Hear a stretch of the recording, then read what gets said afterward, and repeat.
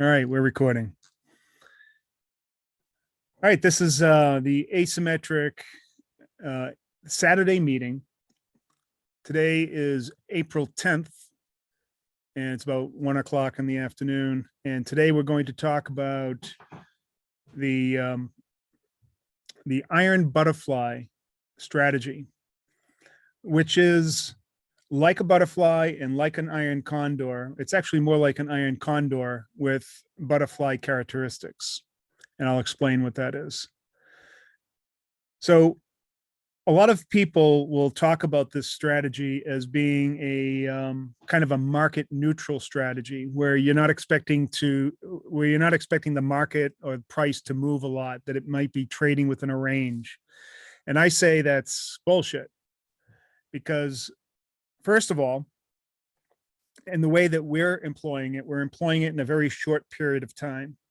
With the 3D options strategy, we might be employing it in just a few days. With the 0DTE, we're holding it for maybe a couple of hours. It's just a tiny bit of time. And the reason for that is that because of the nature of the iron butterfly and the width of the spreads that you use, there's a tremendous amount of credit that is built up into them, huge credit. And we use that to our advantage, because when you have, and I've talked about this before, and with regard to anything that is asymmetric, in order to get an asymmetric trade to work, you want a small amount of risk and a huge amount of credit.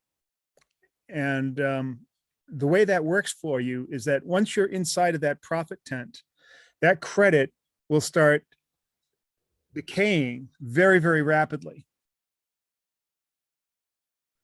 And that's really the key here. We want rapid decay of the premium. And the best way to do that is to have a lot of premium, right?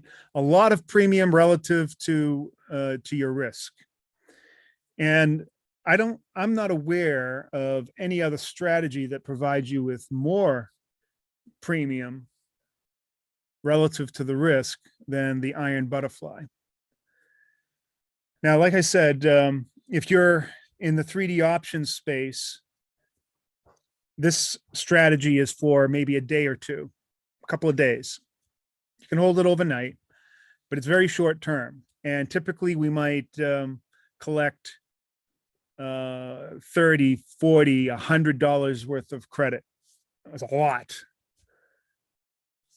And in the 0DTE space, we're looking to collect $12 to $30 worth of credit, which is, again, a lot, because normally when we're getting into trades, we're looking to collect maybe 70 cents, $1, $2, you know.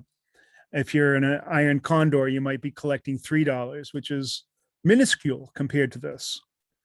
And what allows this to happen is by having a very, very wide spread on either side. Now, an iron butterfly is very much like an iron condor. The only difference is that the short strike on both legs is the same strike, where in an iron condor, they're different strikes. So an iron condor, you have a shape like this, and in an iron butterfly, you have a shape like this. When you have it like this, that means that here and here are where the short strikes are. When you have it like this, it means that right here is where the short strikes are, right? So you have two short strikes right at the same spot. And then you have the long strikes that create the wing. And that's what actually limits your risk. And by making the point between the short strike and the wing very, very wide, that's what creates the credit. Now, I want to show you a couple of things. Let's take a look at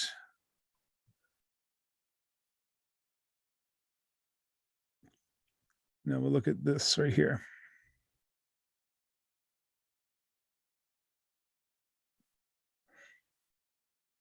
All right.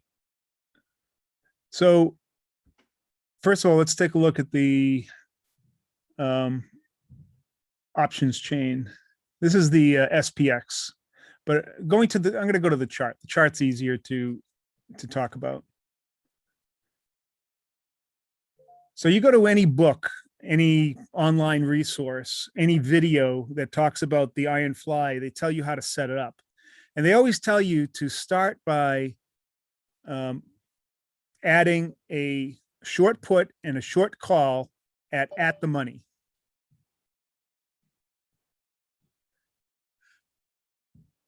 So they always start by saying, put on a short put or a short call at the money, and then go, I don't know, 20, 30, 50 strikes wide, and then add the long strikes. And what I'm going to tell you is that is, like most things that I do here, is the exact opposite of what you want to do. And here's the reason why. There are a couple of reasons, a couple of big reasons. So here's such a strategy where we have an iron butterfly and the short strike was taken at the money. Currently, that's about, I don't know, 4,125 or so. I think the actual is 4,128, whatever. So that's the nearest strike to at the money. And then 50 point wide long strikes on either side. And you can see it. It's a really big, wide thing. Now, the gray area is set for an expiration of the end of day tomorrow, of the end of day of Monday. All right.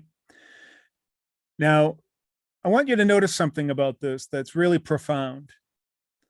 And one thing is, look at where the zero profit line is.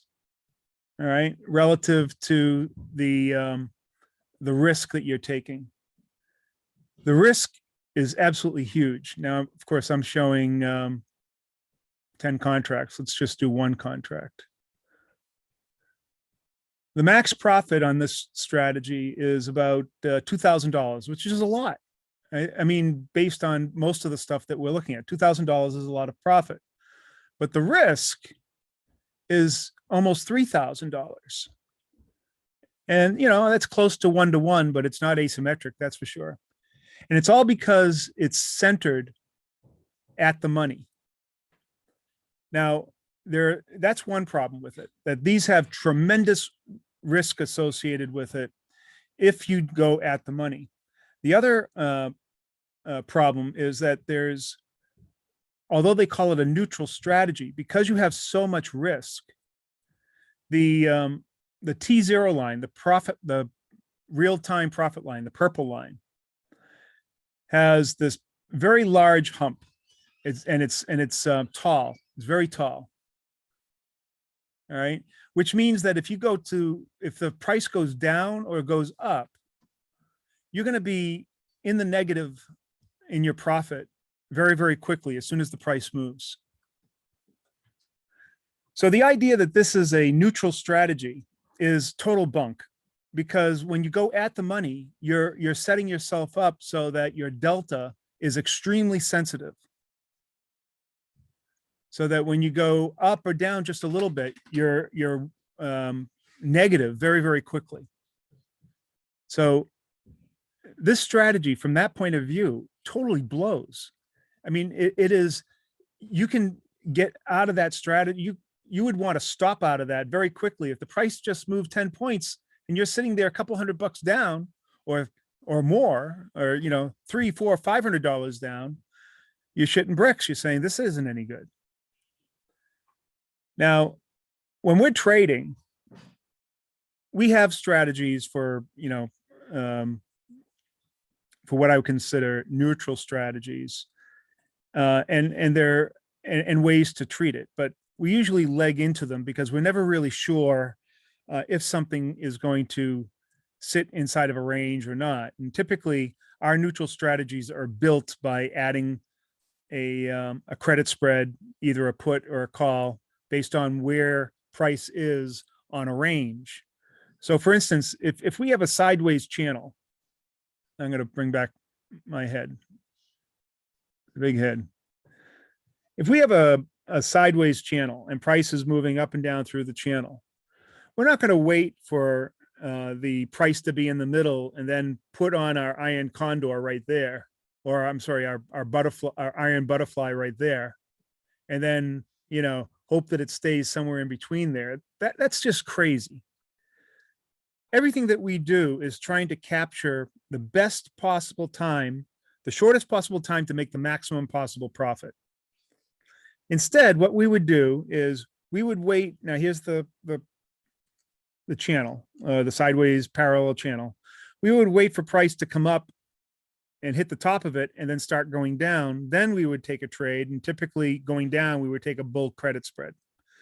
If it hit the bottom, then we would probably, and then started moving up, we would take a put credit spread. If we were trying to play that whole channel, we might put, let's say it goes to the top, we put the bull credit spread on, let it move its way down some, build up some profit in the bull credit spread, and then when it gets to the bottom, add the put credit spread. Now we have an iron condor on there. But we have an iron condor now that has minimal risk because we built up a lot of profit inside of the call credit spread first. That's the only way that I would put on an iron condor.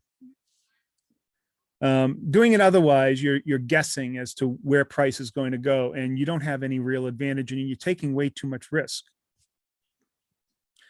Now, conversely, you could do the same thing with an iron butterfly, but this is the way I like to play the iron butterfly.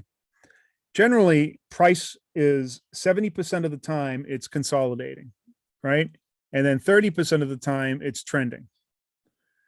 Now, when price trends, it's usually going from the point of view of a volume profile structure. It's usually going from one node to another node, or from one node to unknown node. You know, there might not be a node there, and then it will stop there and then create a node there, right? So that's generally, and that happens all the time, like during the day with the 0DTE, it's happening in real time on a, say, a chart that's showing you several months worth of data. That happens in a slower context. But, you know, you can see it's basically the same thing. You see something breaking out of a node, or here's a, you know, there's a node and it's going back and forth, it's consolidating, and then it moves, consolidates, then moves, right? Now, a lot of times there are ways that we can tell that it's ready to move. Usually when volatility starts decreasing, you know, it comes down and it slows down. The range, the average true range of the stock is diminishing. That's getting to a point where it's about to break up or down. When volatility is huge, back and forth, that's usually after it has already landed on a node from a what some people might call an initiative or impulsive move, right? So when you have an impulsive move, what that really means is that there are bigger players in the market that have moved the market to that next value area. And some of these terms might be new to you, but they've been around forever. So you have basically two different players, at least two different players in the market. You have these big, long time frame players that are moving the market. When markets trend, that's usually started by the big fish, the whales. They will move it from one value area to another. And then you have all the smaller fish, usually mostly retailers, that will fight over price in the small range. And this is what will create the market structure, will create the profile. And we can take a look at a profile. Now, what I'm leading up to here is developing an understanding about how we actually can capture moves and use all the techniques that I've been teaching everybody for the past year. And I need I need a volume profile to be able to explain this. All right, so here's a really good example here. We have two massive nodes, right? One up to the top, one at the bottom. And you can see what I was describing here. We have consolidation. The beginning of this consolidation, there's a lot of range in the bars, right? And then as we get down to the end, volatility starts decreasing, or the range of the bars decreases, and then you break out into an initiative move or an impulsive move. And it keeps on going until it finds a place where it wants to land. Now, this move is initiated by a certain set of characters in the market, usually, like I said, the people with the big money or institutions or whatever. And it's moved up to here. And then it does the same thing. Now we're back to consolidation, right? Until we get, and the true range starts to diminish, and then we move again. Same thing. This is all the market does all the time. It trends and consolidates, trends and consolidates. Now, we can predict things like this, like when it's about to move, by looking at things like the average true range. And I'm going to start by adding an average true range onto this chart.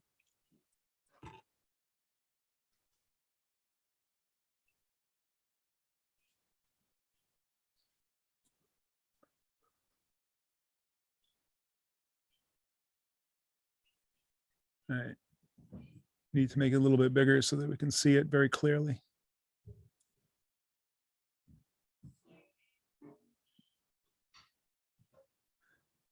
And you know what? We don't really even need the TTM squeeze right now.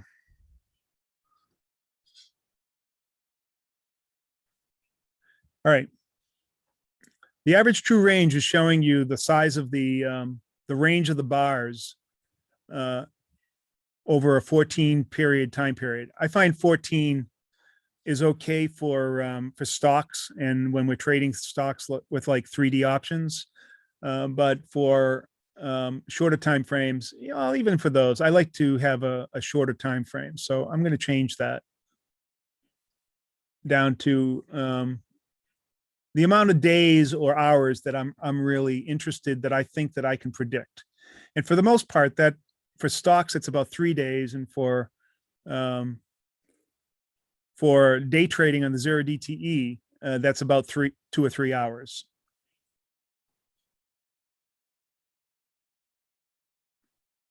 Now, what I want you to notice here is every time that it's peaking and then followed by a prolonged decrease in the range or volatility. This is directly, basically the same thing as volatility.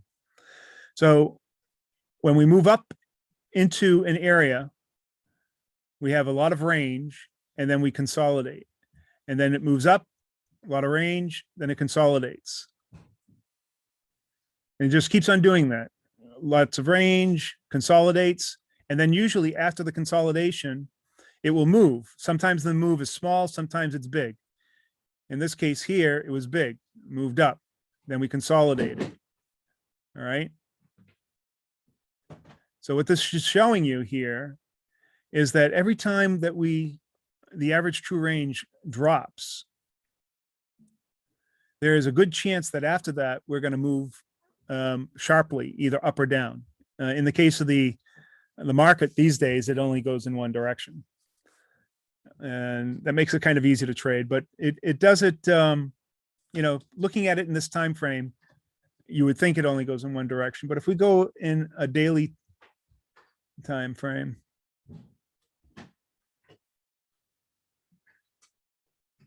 let's get rid of this.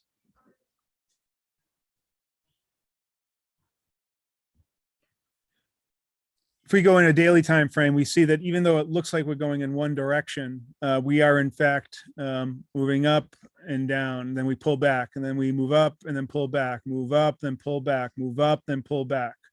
And we can see that all the pullbacks is where we see the greater range. All right. So there's another key. So, I could look at the move here where we've previously moved up and now the volatility is decreasing, I would say that there's a darn good chance that we're going to pull back pretty soon. I don't know if it's going to be Monday, Tuesday, Wednesday. I don't know, but I know it's going to be soon. And if you look at the patterns, it happens on a regular basis all the time. Same exact pattern. So I look at something like this and I say, okay, if we pull back, that means we're going to move into an area, and we're probably going to move into this big volume node here. Well, if I wanted to trade that with the iron butterfly, I am certainly not going to pick a point and then say at the money and put that on, because it's going to move out of there at some point. I need to put the peak or the short strikes of my iron butterfly where I think price is going to go. Right. There's a question here. Can we tell whether it will move up or down with any certainty? Generally, Steve, I go with the prevailing trend. Right. So in this case, we're moving up, but we're pulling back. So in this case, we're going to move down presently, right? You know, when we hit, I'm just saying in this case, I think that when we get to this low volatility point, our next move is down, but it's not going to be the same kind of move down as that we're going to follow up with, and that when we want to move up, right? So we move down, and then we have some kind of pattern where we stop moving down, then we move quickly up. That's generally been the pattern. So I want to predict where I want to put this iron butterfly. And now in this case, I'm going to say that target area is probably going to be the point of control of this node, or the highest point of volume on this node. And it's a very skinny node, I know, but it's still a node nonetheless. That's because we're using the actual contract. If I use the continuous contract, we'll get more data in. There we go. Let's get rid of this. All right. So I'm pretty sure we're going to come back to this node when we pull back, or come back to a new node. So there's one forming right up here. We might come back and then fill this in and then create a new node right here. That's generally what happens as we're moving up. We move up, we create a new node. We move up, we create a new node and consolidate. All right. And so I have to, come up with some idea of where I think it's going to go. I'm going to say that it's probably going to go somewhere below this node. This node here represents the very top of the market here. But when we pull back and then consolidate, that area is probably going to be just under that, right about here, like maybe right around 4,100 or so. Maybe even a little lower than that. So that's where I think putting the short strikes of the iron butterfly would be more appropriate.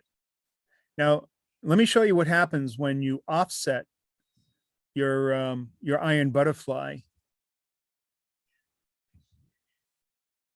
So I'm going to go back to the analysis. We saw this case.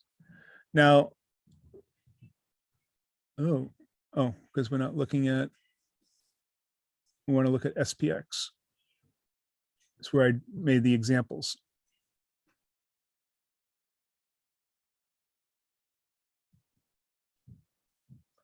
So we saw this case where we put it right on the, right at the money, and huge risk and a fair amount of credit, but not as much as we'd like. The potential profit to risk is something that we don't like to work with. But let's say that we were assuming that it was going to move up, and then this would be the next point of control, somewhere up here, maybe at 4150, right? Or even higher. In this case, I'm going to predict that we go up to 4175.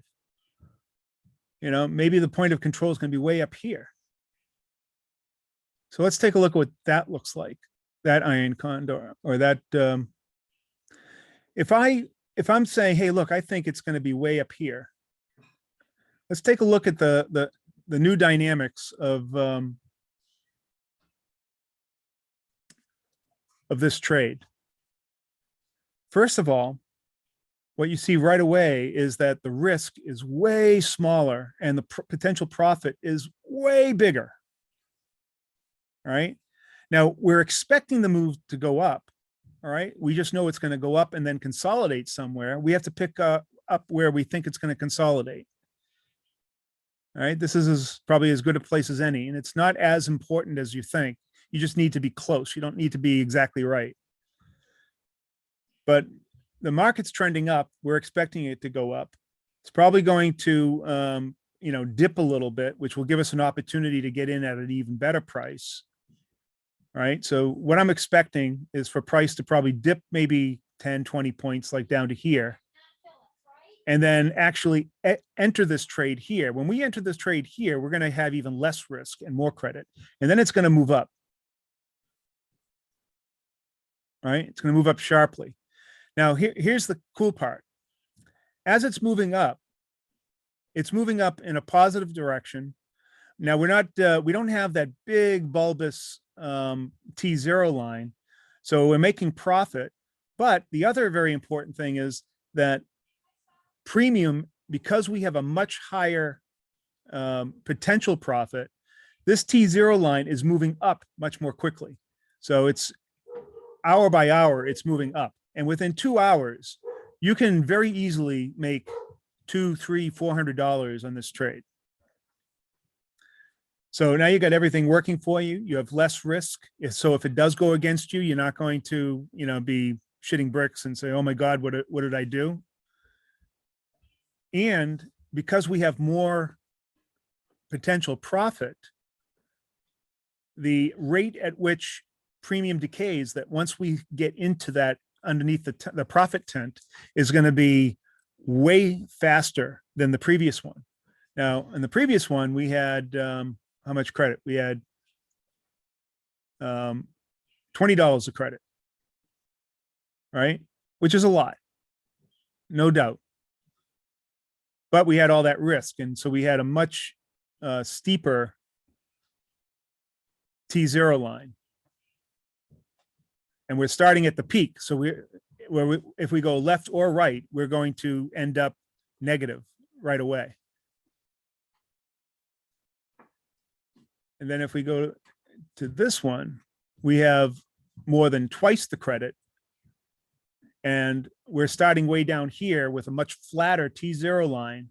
So it moves to the left, even though, this way will be negative. If it does go negative, it's not going to hurt as much.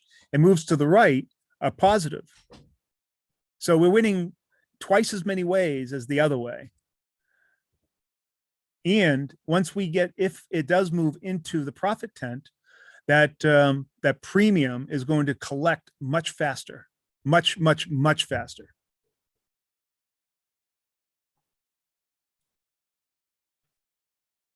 Now, I don't know if anybody is getting all of this or you're understanding it.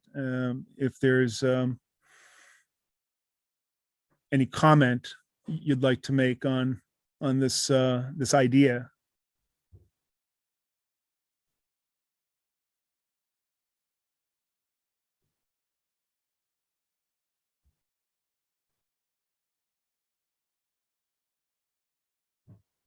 I guess the answer is no. So hopefully you can see the difference in strategy, the difference in placement. Oh, someone's coming on. Peter? I have been trading zero DT for some time. And assuming that in the morning, that I don't know which way the market's going to go. Obviously, it's been bullish. It's been going up generally. So I've been playing it that way. Yeah. Well, it just seems to me that putting an iron butterfly, assuming that it's going to be 20 points higher, let's just say that on a 0D GTA, and putting a one there with a, it seems like I can get 90% of premium out of that usually with a peak 20 points higher. But also, just in case, what if you just threw on a one of these with a 90% probability 20 points lower, because your probabilities are so high?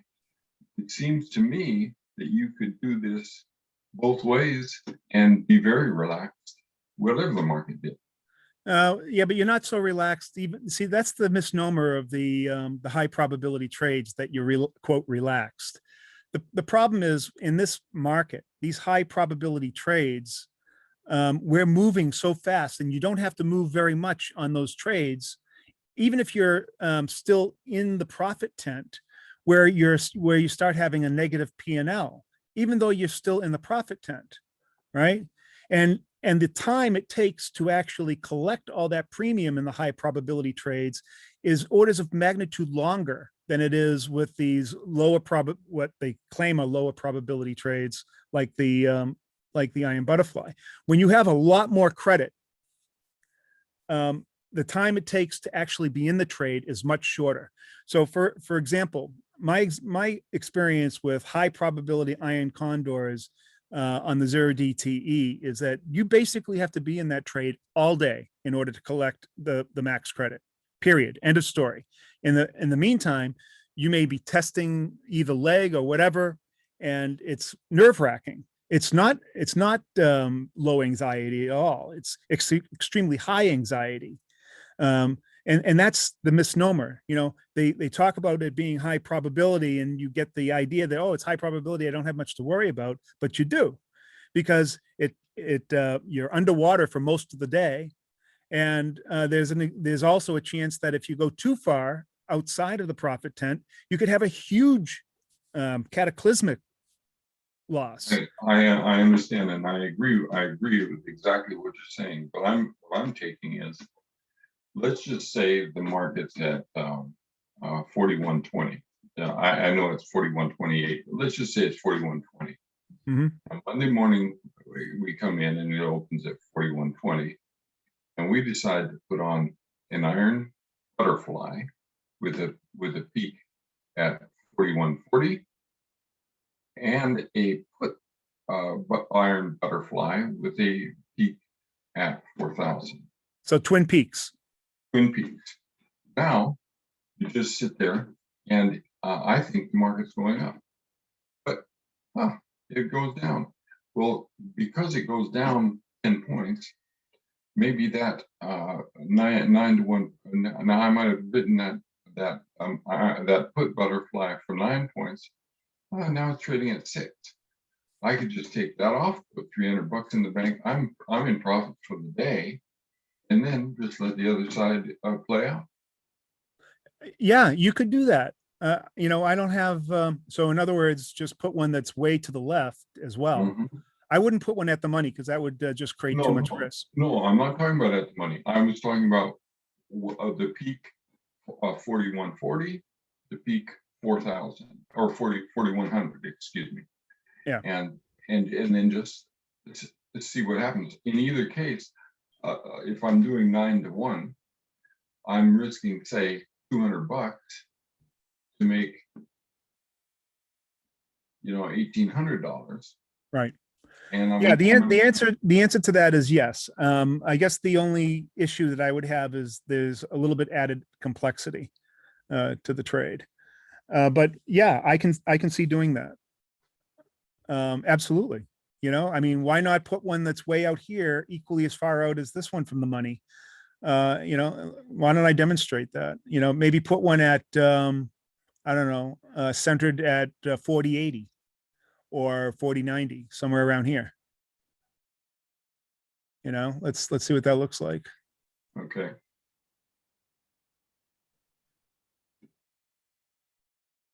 Let's say at 40.85.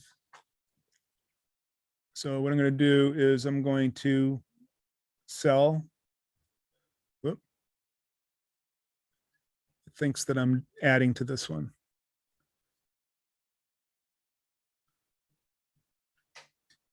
Sell a put.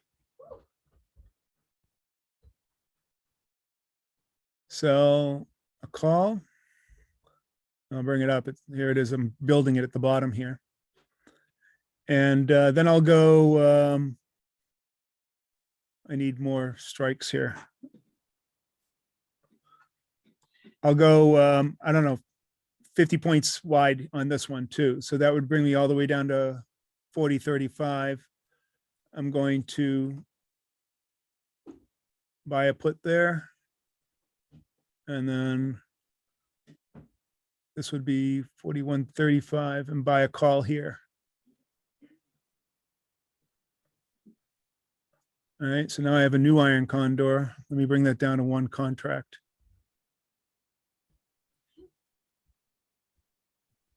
All right, a lot more credit in this one, 33, Jesus. All right, so we have that one turned on, and then we'll turn this one on too. Now we have two of them on. Let's take a look at what that looks like. So this is what you're talking about. Yes.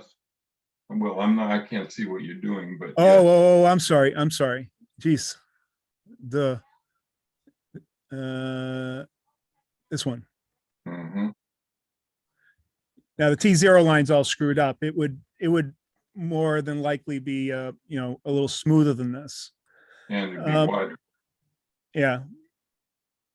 It would be smoother and wider. It would be going across like that. So the only risk that you have here is if we end up in the middle. Right. But for most of the day, you're probably not going to have that risk. And this is, I guess this would be okay if you're really not sure where it's going to go. And I don't know what the odds of this. I really haven't thought about this that much, because like yesterday, what had happened, and the mistake I made actually yesterday was taking the long call off that I had in the morning. We had gotten into one of those events where we did an interim pullback and then started to rise again. And that was at 9:30 in the morning. I don't know if you remember that, but I do.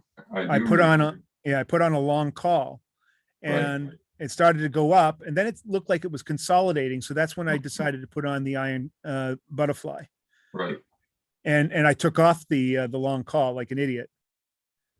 Well, and the thing is with these two peaks, if we had done this on Friday, I did not do it, but I'm just thinking about this now. If we had done this on Friday, then when that dip came, the put side, the put calendar would have been in, let's say you did that for 90% of whatever width you had. And so you had a 9-to-1 ratio, you would have been able to take out, 20% of that. You would have been able to get out of the put side and then just let the call side go. And the call side would have ultimately made you a lot of money. Well, the problem with doing that is that when you let go of one side or the other, all of a sudden your margin requirement shoots up dramatically. Really? Because you have such wide spreads on. Okay, but when I say taking off the put side, I'm taking off the whole put calendar, and I'm just left with the whole put butterfly. I'm just left with the call butterfly. Oh, okay. Yeah, that's if you're using butterflies. We're actually using the ironfly, which has both puts and calls on them.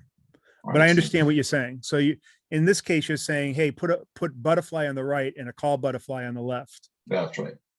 Can you show the graph on that? Because the graph on that, I'm just doing a put butterfly way under the market and a call butterfly way above the market. Those butterflies can pick up credit very, very quickly with a very minor move in the market. Yeah. Yeah, we can do that. It's pretty much the same thing. The only difference is that we're instead of doing a put and a call spread, we're doing a put butterfly. Yeah, I can do that. It's just give me a second here. Let's see if we can. The thing is, Ernie, that for instance, yesterday, I was kind of watching this. If I had done this strategy, then I would, when the market dipped, I could have made, about $400, just thrown that in the bank, taken off the whole put butterfly, and then left the call butterfly, which eventually actually would have made me money, big money. Yeah. Well, quite frankly, had I left that long call on, Yeah. that would have made about $2,000. Right. Exactly. but the call, but and the reason you took it off is because the premium in it was eroding quickly. Yeah. And so the butterfly gives us a lot better. We would be less chance to do and make an impulsive move either way. Yes. So, well, the put butterfly would have to be on the low side, actually. You want to be out of the money with these. You don't want to be in the money. Right. Exactly. I'm talking about if the market's at 41.20 as an example, have one of these at 4,000 on the put side and have one at 41.40 on the call side. Yeah. So I have a put butterfly at 4,000 and a call butterfly at 41.40. And the only reason I say this is because the market confounds me at times, and I think, well, it's certainly going up, and then it doesn't. Yeah. Which is what happened with our call, our negative call yesterday. Yes.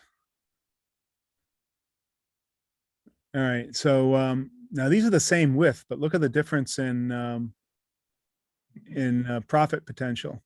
Now I haven't made them wide enough yet, but it's amazing that the put side, the low side of the market, has much less premium associated with it. Right, but everybody thinks it's going up. Yeah. It's a good idea. It won't hurt us to try it a few times. Okay. Or I mean, the risk is low. I mean, I would set it up as a 9-to-1 either way, and then see what happens. And so if with a 9-to-1 either way, I figure, hey, I can take that risk and just play with it a little bit. Yeah. I'll have to think about that and think about what would be the downside too. Okay. Okay. And whether or not that would work in what cases it would work in. I mean, even the strategy that I'm showing here with the iron butterfly, it's not what the point that I was trying to make with the iron butterfly. In order to make it a very high probability, asymmetric trade, is to do exactly the opposite of the way everybody talks about it. Don't treat it as a neutral strategy, where you center it on at the money, because that gives you your worst possible profit making potential. I got you. Where we can get these asymmetric trades. And if you have here's the thing though, the market, it's going up, and I don't foresee it not going up for a long time. Now it's going to pull back every once in a while, but those pullbacks are going to be intraday and very brief. And they provide opportunities for us to determine where to put our trades. The interesting thing is that with the 0DTE, we're taking advantage of the last day of expiration, and it's only 3 days a week, but we don't know if the market is pulling back on that day or trending up on that day. So that is so the timing thing, it's not like Monday, Wednesday, and Fridays are timed with the market, although right. there may be some correlation there. I don't know. I haven't seen it yet. We take what we can get on those days. But again, the principle that I want to follow is, how do we get the most amount of credit possible and collect it in the least amount of time? Get in there, stay in for a couple of hours, get out. And actually you can do it a couple of times during the day too. Like for instance, yesterday, you could have put on another iron fly later in the afternoon, because the market started to consolidate before it took off again. And you could have collected another, maybe another $100, $200 easily with the same exact strategy we put on earlier in the day. Thanks for taking my questions, Ernie. I appreciate it. Oh, no problem. All right. Let's see, go back to the big head here. So I think that that was a, very constructive and a good idea, and we'll give it a shot. We'll try to I would call that bracketing the market. And I'm not saying that this is the only downside of this is there's a lot of stuff out there, a lot of contracts, and probably would work best with the SPX as opposed to the E-mini, because the E-mini is going to be a lot more expensive. So overall, I think it would be a better trade to do with the SPX. And so we'll give it a shot. But in general, I like the iron butterfly for those two reasons and the way I use it. And the biggest reason is the fact that you can get so much credit. That ability to get all that credit and then use it more like a directional trade or a target for a direction is far more advantageous. And of course, you could do this with a regular butterfly too. It doesn't really matter. I guess the only, I have to think about how, in terms of the management and taking it on and off, and I haven't really worked that out in my head. I'm thinking more simplistic, put the trade on, take it off. And I'll have to think a little bit more about, when I've put on just straight naked long calls or long puts, maybe in this market, just keeping a long call on is the best way to go, because it seems to have worked in every single instance. But, I'm losing, like Peter had said, I was losing premium on that while it hadn't gotten into the profitable zone. I had no idea that at the end of the day, it was going to go straight, into the atmosphere, into the stratosphere. And that would have been an unbelievable trade had we taken it on, but that's okay. Even with the iron fly or a butterfly, we can still, and even in some cases with just a credit spread, we can still make incredible returns, versus our risk by employing this strategy of always being more out of the money, sitting way back and expecting that move. And I wanted to say one more thing about the move. We can adjust our risk and adjust the width of the spread on the iron butterfly and our spreads on other things by looking at the expected move for that day. As I was saying, volatility or the average true range is cycling, right? Depending on whether or not we're trending or we're consolidating. And so that is also an opportunity for us to adjust the distance that we place these trades from the money based on the expected move and the width of the spread that we put on.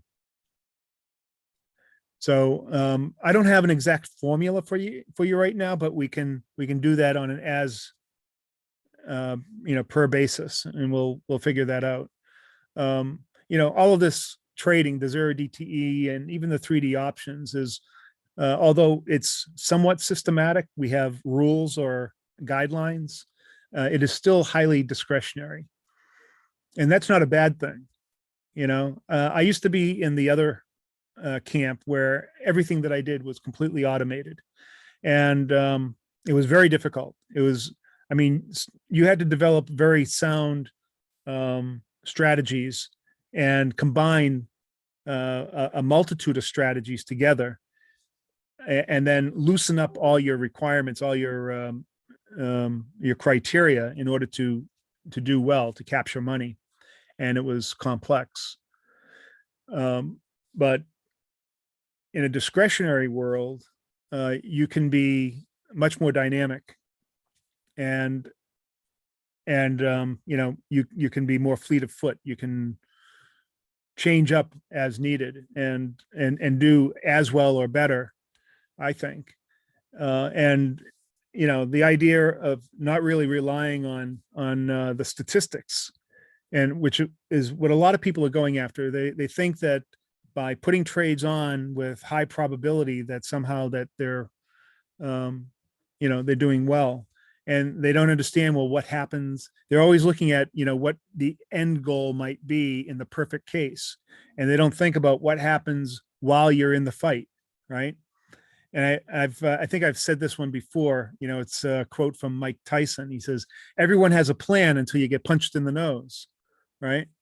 So maybe getting punched in the nose in the middle of the fight is part of that, but you know, then everything changes at that point. And maybe if you stick to your plan in the long run, you might end up a victor. But that punch in the nose can hurt, and it can sometimes rock you. And you know, you have to have a plan for that and know how you're going to adjust to that. So that's why most of these people that are putting in these high probability trades, they're not looking at that. They're not planning for that to happen. And here's the kicker. Those punches in the nose happen all the time. It's not like once in a while. They happen all the time. Now, the end result might be the same. The problem is having the staying power to do it, to stay with it. And most people do not. I mean, they say take your emotions out of it. I'm sorry, I don't care who you are. Nobody can take their emotions out of the game. Now, by flipping the whole script like I'm talking about, it's a lot easier to take the emotions out when you're dealing with very small risk. Now you're not worried about getting punched in the nose, because you're never going to get punched in the nose hard. It'll just be a little love tap. And so you can stick with it. And and then take small amounts of money out of the market every once in a while, and every once in, well, most of the time, and every once in a while, shoot for that big kahuna and make a lot of money. So anyways, that's pretty much it. I don't know if anybody has any other questions.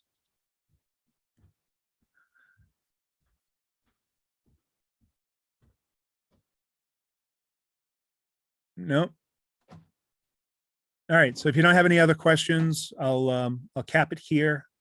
And thank you very much for showing up this weekend. Hopefully this was informative and gives you an idea of where we're going in terms of our strategies, and how, you know, overall how I'm thinking. I'm thinking, you know, like, how do you live through these trades, as opposed to putting up the theoretical end game and saying, hey, this is what we want to shoot for, without thinking about how you're living through it.